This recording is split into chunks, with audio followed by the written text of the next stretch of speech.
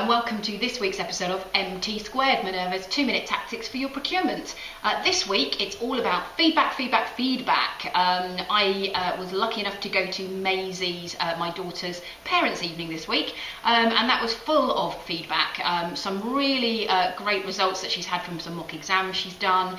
Even at 12 years old, they've got her doing exams, but it's a really great way of actually testing how she is progressing against her benchmarks and against her peer group. And the evening was all about feedback. So it was about the things that she's doing really well, but it's also about the developmental areas, so areas where she can improve her performance and improve her results.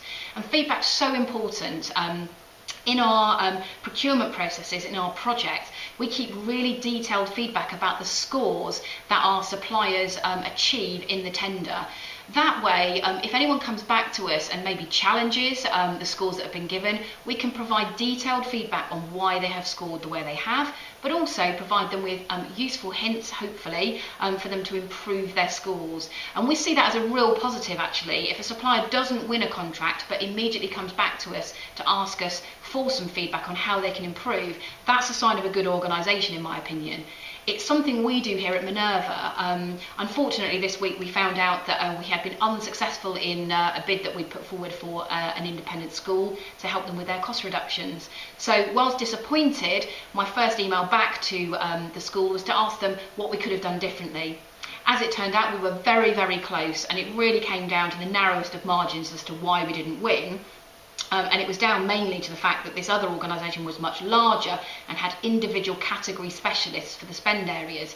Now, that's something I can't address right now, we just don't have the resources to do it. But it's really helpful to know why it is we weren't successful. I can build that into my thoughts for processes and set up for the future, but also can satisfy myself that there was nothing more we could have done at this stage in order to win that contract. So feedback is a gift.